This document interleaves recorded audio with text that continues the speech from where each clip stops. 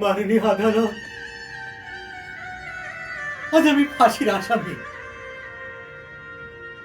কিন্তু কিন্তু কেন এই ফাঁসির আসামি জানেন? জানেন না। আমার আমার একটা ছোট্ট সংসার ছিল, ভালোবাসা ছিল, মায়া ছিল, মমতা ছিল, ছিল না কোনো অভাব অনটন। আমার আমার ছোট্ট পুতুলের মতো একটা মেয়ে ছিল, সারাদিন হাসতো, খেলতো আর বাবা বাবা বলে ডাকতো। আমি আমি গার্মেন্টসে চাকরি করতাম। হঠাৎ হঠাৎ একদিন গার্মেন্টসে আগুন ধরে যায়, পুড়ে যায় শত শত মানুষ।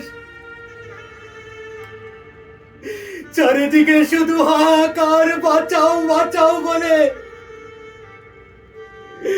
কিন্তু কেউ বাঁচাতে আসে না। মাননীয় আদালত,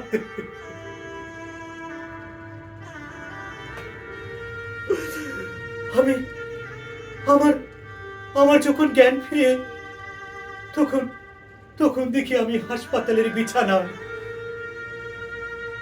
দেখি দেখি আমার শরীরটা পুরে ছারখার হয়ে গেছে। আমি আমি নিজেকে চিনতে পারি না। মাননীয় আদালত,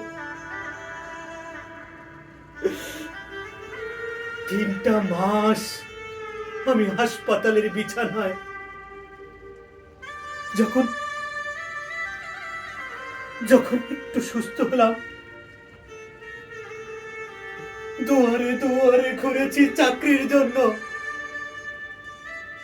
কিন্তু কিন্তু কেউ চাকরি দেয়নি। মাননীয় আদালত, কেন জানেন? কারণ আমার আমার শরীরটা যে পুরে চারকার হয়ে গেছে।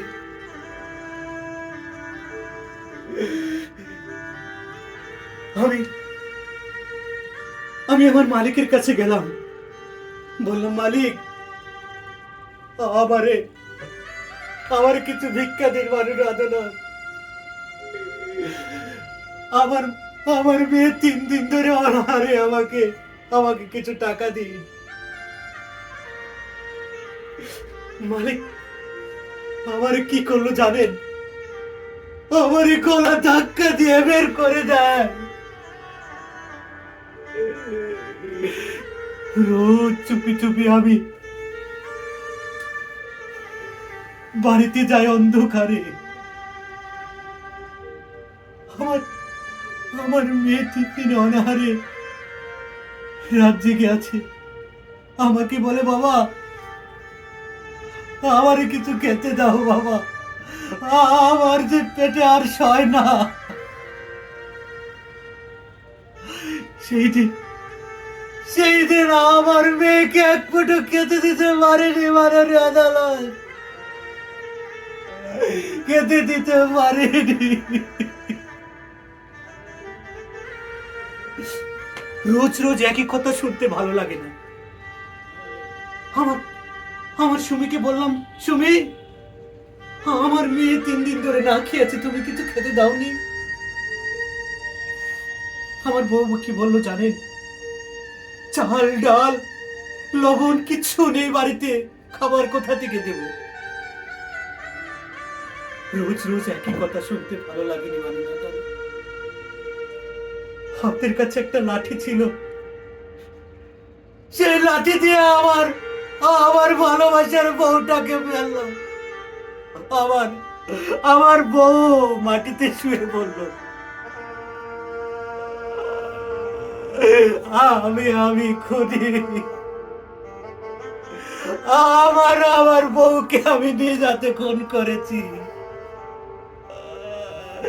আমাকে শাস্তি দিন। মাননীয় আদালত, আমাকে শাস্তি দিন, আমাকে শাস্তি দিন, আমাকে শাস্তি দিন।